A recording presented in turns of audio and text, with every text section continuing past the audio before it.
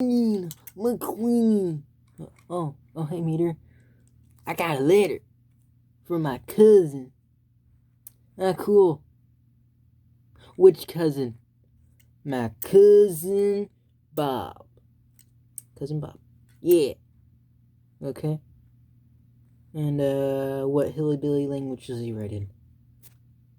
English. Okay. He's from the UK. Okay. Is there something special about him? Yeah, he's the director of a railway. So he's a railway director. Yeah. He's the cone director. What? You'll see.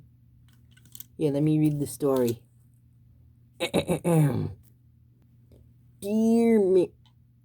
Dear Mater, I have a story to tell you about one of the engines that works for me. Her name is Goldie. She gets that name because of her gold funnel, gold smoke box, and 6 golden wheels.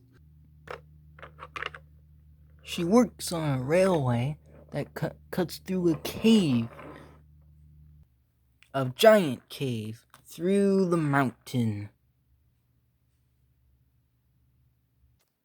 She's a tank engine, like I said, and she likes getting the job done. But today she was waiting for a bright blue engine with a number 2 named Edward, who was running late. By the time Edward arrived, he was out of puff. What took you so long? I was able to get all my jobs done. My apologies. The guard was just late. I'm sorry. I tried to make up for lost time. And, well, you clearly failed to do that. What's an engine like you going about? How old even are you? Well,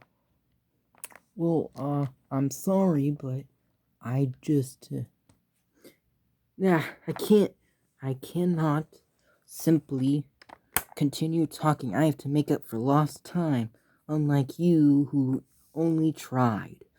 Now, excuse me, I'd like getting my work done. Well, I bet your driver didn't want to choose you today, said Goldie. Well, I must be getting going. I have a long journey back to Sodor. While Goldie was off on her passenger train, she stopped by a junction. Going straight was the intended path, but if Goldie went right, she could take a shortcut. If I go right, I'll be able to make up for lost time. I'm not so sure, said her coaches.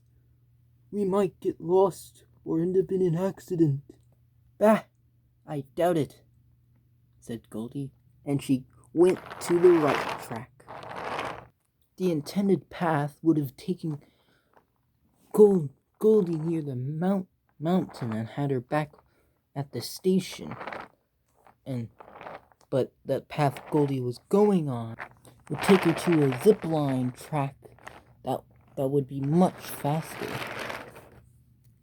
The zipline was made for engines to quickly turn around as a shortcut to get to their work faster, but it wasn't made for trains. Goldie continued on to a different station. She went up towards the zipline, and then disaster struck.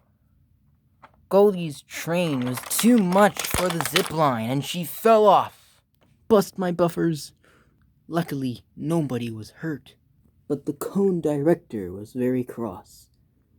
What were you doing on the zipline? It isn't meant for trains. It can barely hold you on your own. I'm sorry, sir. I just wanted to make up for lost time.